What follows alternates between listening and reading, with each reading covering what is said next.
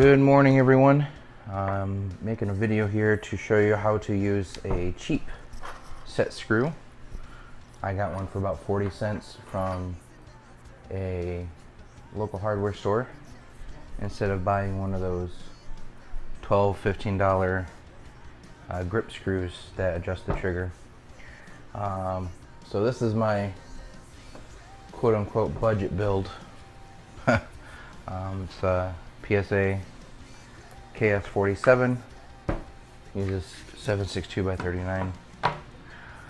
And the funny thing is I thought I was going to make a budget build, but turned out to be a little more pricey than I intended, but that's all right.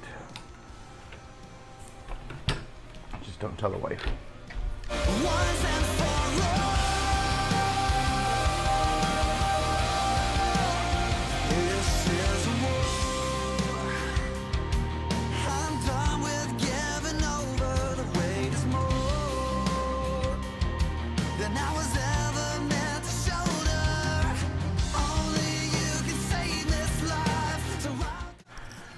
Alright, so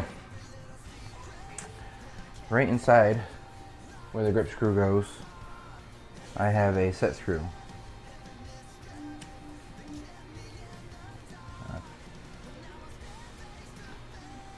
Alright, so this is what I got. It's just a short little 1/2 inch set screw. And what you want to do is when you put it in there, you want to adjust it according to the safety, because if you don't, you could bind it up.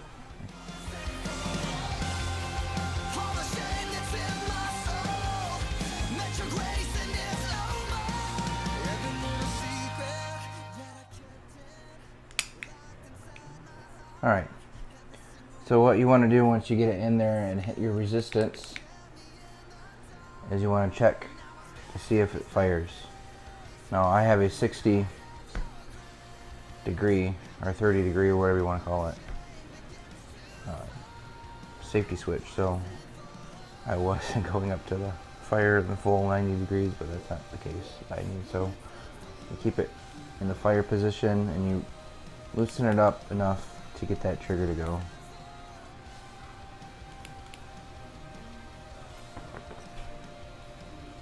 You just want to go nice and slow.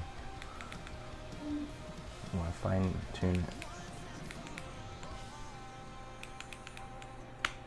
There we go. And you could usually tell because it will hit that reset.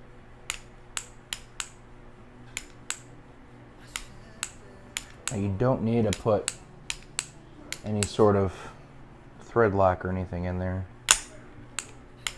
It will stay in place pretty easy. But you just want to fine tune it. I kind of like it right there. Alright. So with that ready, I'm going to reinstall the grip. Put the detent in there.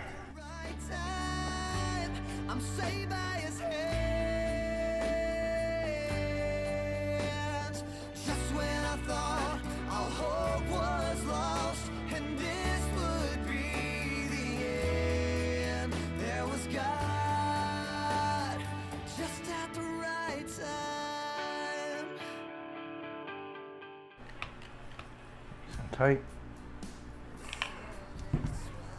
You see there?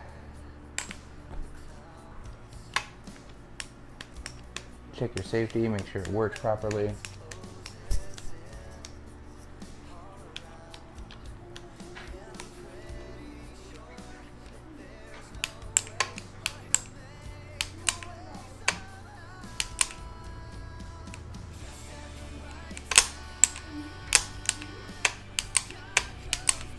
Alright, once you get that tuned in, you're going to want to take it to the range and just make sure it works well. You might have to fine tune it a little bit. One thing that you might notice is I polished off the surface of the hammer, and that is to reduce friction, because as the bolt comes back, it's going to slide a lot easier. with that surface polished.